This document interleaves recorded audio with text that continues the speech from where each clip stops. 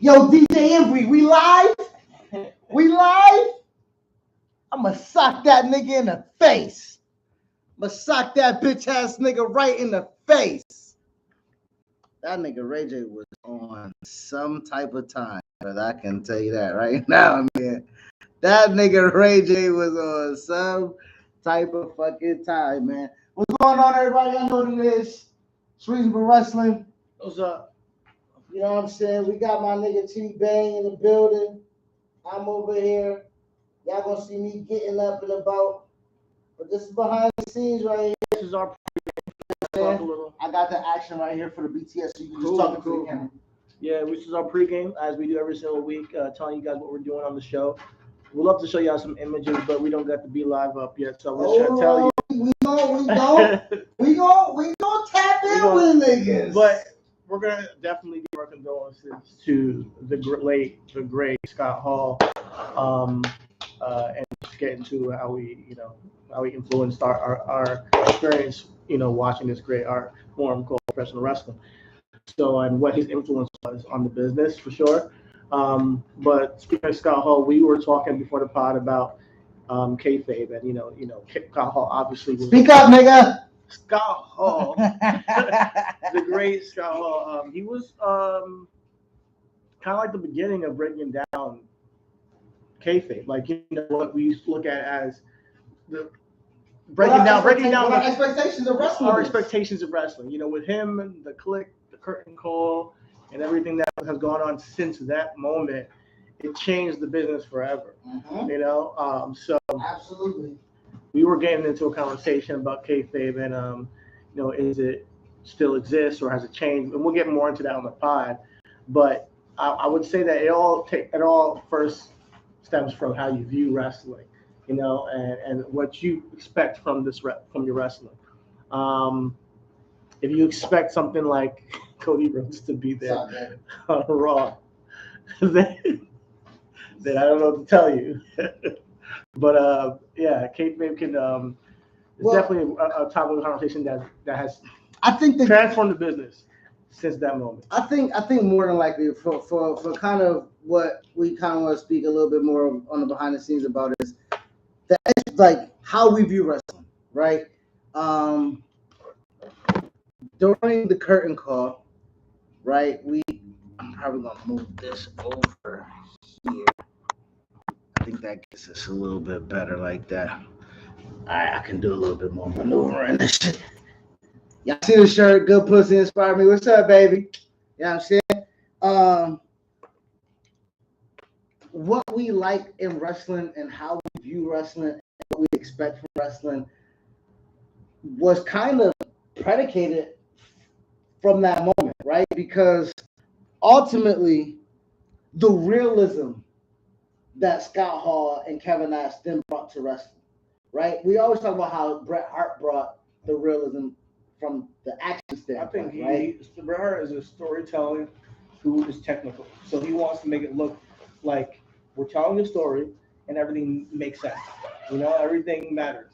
What Scott Hall did is just say, "Oh, this wrestling shit that you guys are putting out, we're gonna break down the fourth wall of this whole thing. I'm talking, and these are my buddies, these are my friends, and I'm going to go to this company. I'm going to talk about the owner of the company." Like, they influenced the business. Completely changed. They changed the business. When we talk about business and logic. Yeah, when we talk about business and logic, we'll get into more of that on the pod. But when it comes down to it, like, we talk about how they influence going forward, what we expect. Ever since that, or even prior to that, I think that we always had this inkling of what's really going on behind the scenes. Is this real? Is this fake? Oh my God, Hulk Hogan's bleeding. Of course. He must be really bleeding. No, he actually bladed. Oh, wait, did he blade it? Who knows? And there's a whole was it the hard way? Was it shit like that? In the 80s on what's wrestling real. They bring them on the talk shows and Arsenio Hall and shit to discuss if it's real or not, because they had this fraternity that they, and they set to this pact that, no, we're going to portray as if there's a character and our characters are real when we step out of this area. But even though they have their own personal lives, Scott Hall changed that. So when we still have the same sentiment of we want to know what's going on, and how you consume your wrestling. We still have that same sentiment. So did the business change really? You know, the fans never changed. Fans want to know everything that's going to happen on the show before it happens. That's why we have dirt sheets. Well, I would say that fans did change because I would say realistically speaking, right? When we talk about again, like you say, the storytelling of wrestling, what brought the technical aspect of making everything make sense and everything matter. Not saying because I didn't know that shit in '96. I'm not speaking of that now, but we then see how wrestlers took that and what we then saw. We then got away from the realism of wrestling gives me the realism of how I view it. So with my content, right, I only suspend so much disbelief. Yeah. You take it at face. You take it at face value, and you're not all right. Fans, yeah, right, right. You take it at face value. You see it as a show. You watch the show, and you're like, oh, okay, that's what they gave me this week. You know, and that's fair. A lot of fans, they are in it. This is their life. They want to know what's going to happen before it happens. And if you don't give them what they want, they're going to be pissed. And because we now know that you can give us what you want because it is scripted, you know, we all enjoy the script. We get pissed off when but you just said I'm one fan. You just said so what you want may not be what I want. Exactly. So how do they right? So then when we talk about the businesses and the performers, and they just like, well, screw it. We can't please everybody. Yeah. How do we just do what's best for us and then make that the best that we give them? Yeah. Like, are we able to accept that? Because as fans, we talk about the entitlement a lot. Yeah. And like are we the ones that also throw dirt on Kayfabe even though it's dead? Because the boys still want to protect the business. The boys and the women, but they still want to protect it from what I understand. I think that it's possible to not have things spoiled if you protect it the right way. Like, there's certain things that happen, like William Regal showing up, no one knew, no one knew at all, and they made it happen. Now, granted, is it the most biggest return? No, because I think that if it was somebody like Roman Reigns, you're going to find out probably before it happens, but so we might have lost it with the superstardom these guys have gotten to in the business. That's the reason why we knew Cody Rhodes was going to leave prior to. However, I feel like they still play games with the fans because they know the fans expect certain things, and they might swerve. Well, why wouldn't they though? I mean, they you know what I'm saying? Like, why? So that's what I'm saying. Why wouldn't they? Kayfabe just kind of transformed in my opinion. But that's what I think. And I think that if you can see through it, though, then you can see why certain decisions happen in the wrestling. Now, when we talk about that, right? Because I know we've had conversations plenty about WrestleMania and the spectacle that they make it, and how you, in your eyes, envision WrestleMania to be something that should be the highlight of the wrestlers who performed throughout that year and to be their showcase. And I made the comment that from the very first Mania, that hasn't been the perception that they've given this particular spectacle. Yeah, certain storylines. It was. When I got into wrestling, they had to make it that. I mean, because it wasn't like, you can have Pamela Anderson in the front row, but she's not in the match. So at the time that I got heavily into wrestling, I was granted. WrestleMania 9, I think, was when I really started to really watch wrestling, and it's one of my favorites of all time. Even though people say it's not one of the best ones, I thought it was awesome.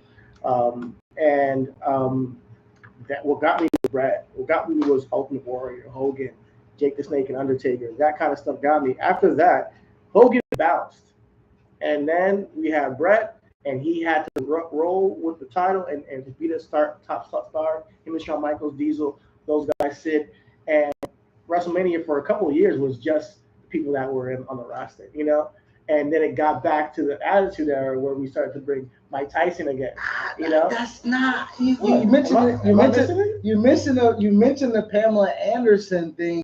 Well, she wasn't in a I know. She was like, hey, Lawrence Taylor, Bam Bam Bigelow, WrestleMania 10 or 11. That was my when we talk. I like that. I want to be honest. He's not like it wasn't like Lawrence Taylor. He was a big part. Don't get me wrong. He was a big part of WrestleMania. He was the main event. Huh? He was the main event. That's true. That's true. He was the main event. He was the main event. You are right.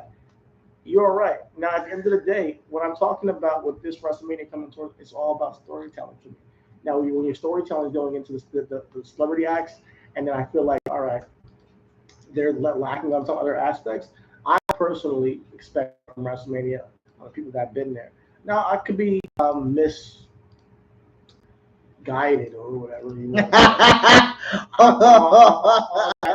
But it's what I like. You know, I want to see Seth Rollins in a match and not in an angle where it's like, what is he going to have WrestleMania? You know what? I'm going to challenge WWE. Challenge WWE for WrestleMania moving forward.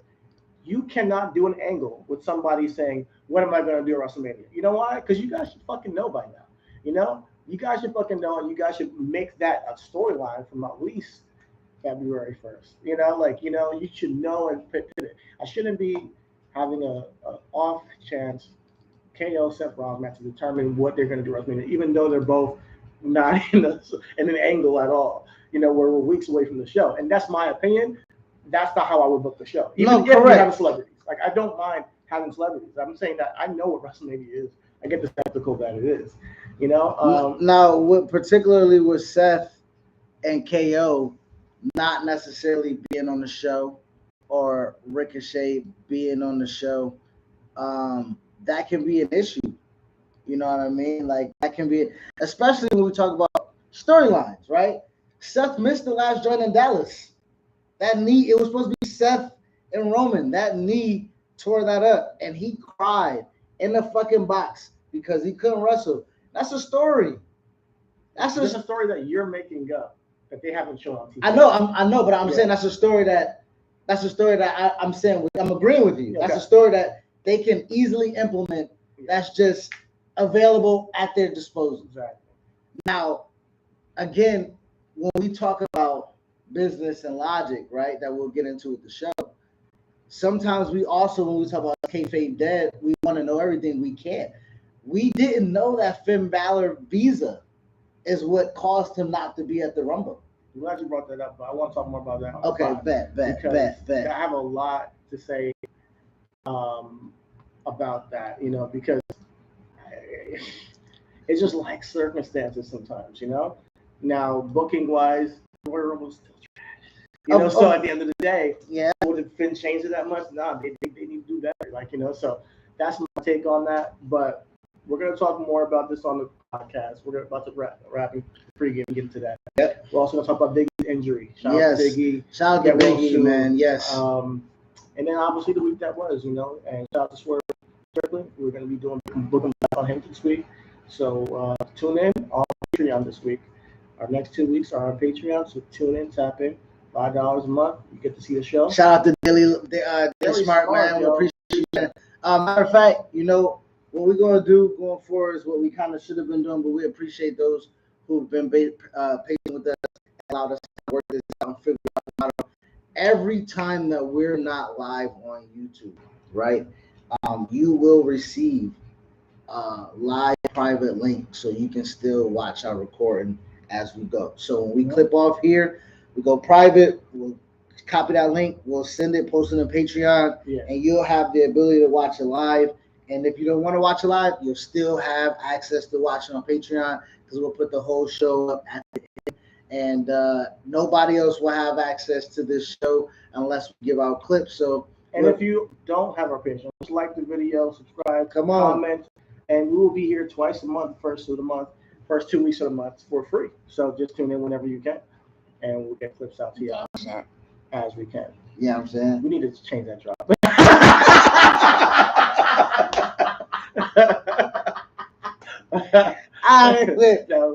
With that being said, man, we about to.